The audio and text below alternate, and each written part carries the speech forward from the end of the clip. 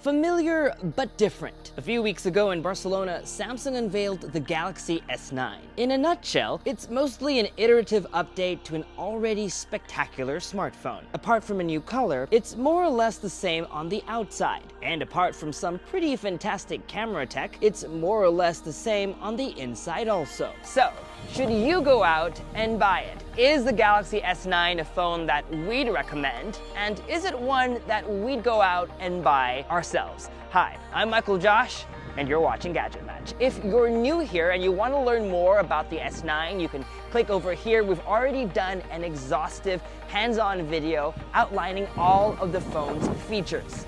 This is our Galaxy S9 review. And like most of our review videos, we hope to be able to answer specific questions that you might have about the S9 so that you can go out, make an informed decision on whether or not to buy it. Samsung claims it's reimagined the smartphone camera on the S9. While that might be a big marketing claim, its dual aperture camera is an unprecedented engineering feat. This is why it's significant. No other smartphone thus far has had the ability to change the aperture of one lens. On the S9, you can switch from f1.5 to f2.4. Why would you want that? Well, for one, high aperture lets you achieve that creamy, blurred background when shooting up close, and more importantly, helps you take brighter, better photos in low light. f1.5 is the highest aperture we've seen on a smartphone, so we've been able to take photos like this, brighter than what the scene actually looked like in real life. In our book, Samsung has always made the best low-light smartphone cameras, and that holds true on the S9. Also, as expected, Samsung has pushed the boundaries of low-light photography on a smartphone even further this year. So, why would you then need f2.4? The higher the aperture, the bigger the depth of field. Sometimes, though, details get too soft, especially around subjects, and sometimes you just want more details in focus. That's where f2.4 comes in. For the average user, I don't think you should have to worry about any of this, and Samsung doesn't think you have to either, so it's making these adjustments in the background. Just so you know, you can dive into Pro mode and manually switch between the two. Just one caveat. Pro mode is more complicated because you'll manually need to adjust all settings and not just the aperture. DxOMark, an independent body that rates cameras, recently gave the S9 Plus its highest overall score and highest photo score. While we need more time to conduct our own in-depth head-to-head test based on some initial comparisons versus the Pixel 2 and the iPhone X, we think, at least during the day when there's plenty of light, picking which camera takes the best photos boils down to a matter of taste or how technically meticulous you are. But in low light, the Galaxy S9 definitely shines.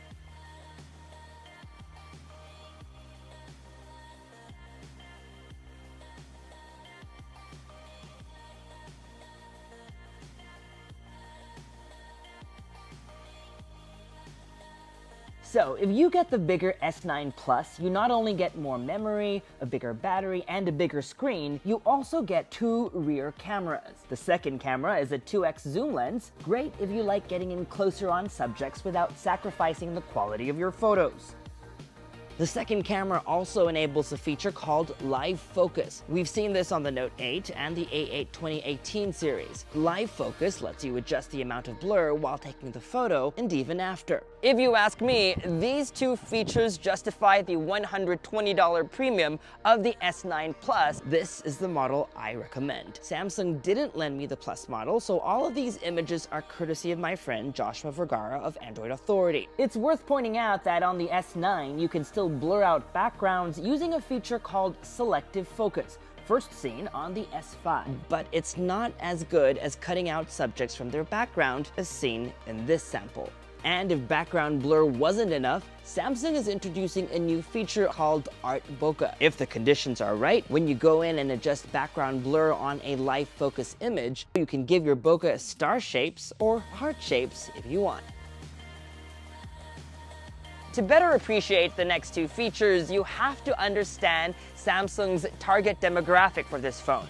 a generation of creators with an affinity for sharing and expression. On our hands-on video, we showcased plenty of super slow-mo video samples, but some of you in the comments section noticed that some of them were grainy. And the reason behind that is to take really good super slow-mo videos, you need plenty of available natural light. So I gave the Gadget Match team a challenge to shoot as many super awesome slow-mos as they could inside a controlled environment under a flood of studio lights. Here's what they shot.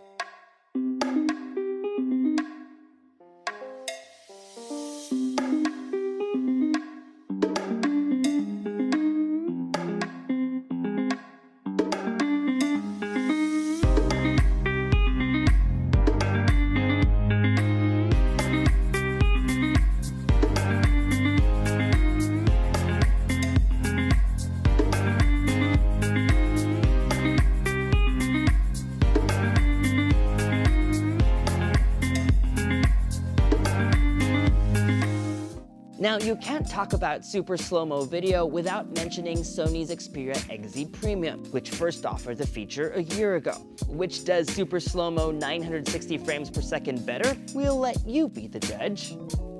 At MWC in Barcelona, Sony said its new phone, the XZ2, can shoot in 1080p instead of just 720p, so that might be an advantage once the XZ2 ships. But feature-wise, we like how Samsung has auto mode. Just switch to super slow-mo, hit record, and once the S9 detects motion in the box, slow-mo capture starts automatically. You get the shot every time. Of course, this works best when you have complete control over the situation. Out in the real world, you're better off using manual mode. It takes a while to perfect your timing, but like we said during our hands-on video, the results can be quite magical.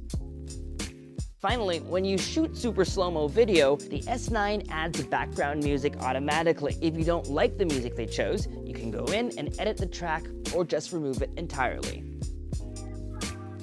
When the iPhone X launched last year, one of its more quirky features was Animojis. Basically, the ability to animate 9 popular emojis using the phone's face tracking features. The iPhone X has true depth sensors that can match muscle movements on your face, so your Animoji basically does as you do. Samsung hoped to do one better on the S9 with a similar feature called AR emojis. Unfortunately, we didn't enjoy it as much. While we like the ability to personalize and create characters after your own likeness, we feel that most often than not, AR emoji characters don't look like the selfies they're based on. Even our favorite YouTubers seem to agree. But more bothersome was the fact that AR emojis don't track as well. They especially struggle when you're trying to match speech. See in this example, even if I try to overdo the movements, all it does is shows a stuttering of the mouth.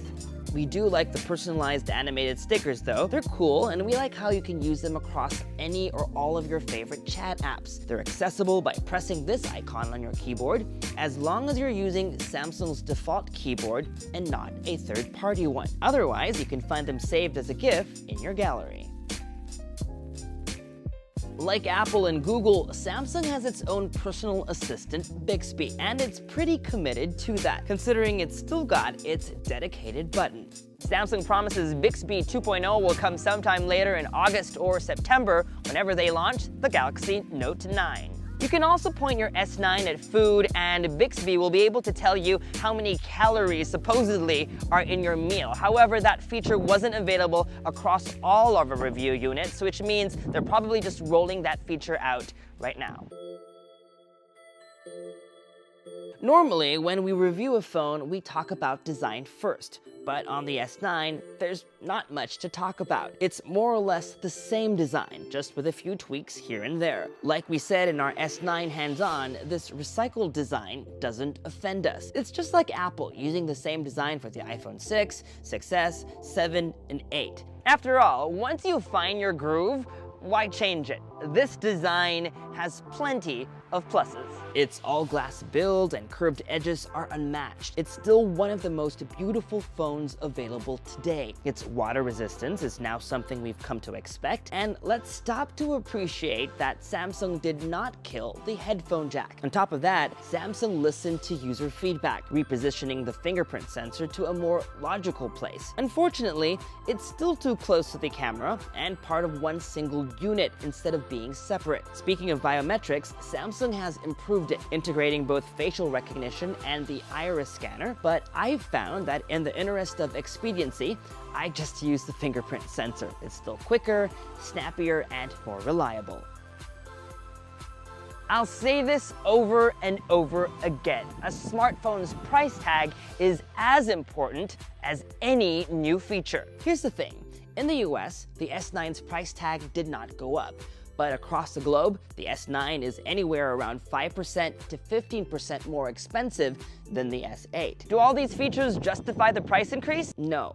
But take a look at this chart comparing the S9 Plus to the iPhone X, and you'll find that the iPhone X is still a more expensive phone. So, depending on where you are in the world, the S9 and the S9 Plus might not be the best value for money phone, but they are at least pretty competitive in the upper end of the price spectrum. So, are the Galaxy S9 and S9 Plus your gadget match? If you're in the market for the best Android smartphone that money can buy today, then sure, the S9 and S9 Plus are a match. If we were on the S9 design team, we would have pushed to give the smaller S9 a dual camera also. That would have given it an edge over the iPhone 8. We would have also wanted a separate fingerprint sensor module. And had they chosen to keep prices the same worldwide, that would have made it easier for us to give the S9 a glowing recommendation despite its being only an incremental upgrade.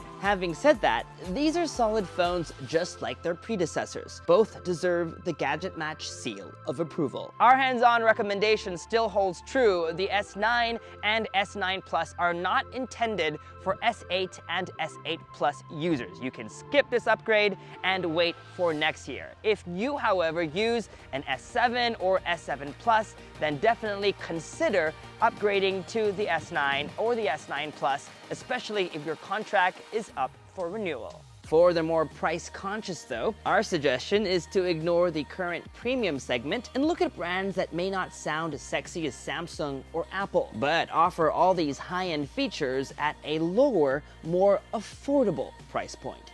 And that was our Samsung Galaxy S9 and S9 Plus review. For more videos like this one, make sure to subscribe to our YouTube channel, like our Facebook page, follow Gadget Match on social media, and make GadgetMatch.com your daily habit. From here in Florida, I'm Michael Josh. Thanks for dropping by.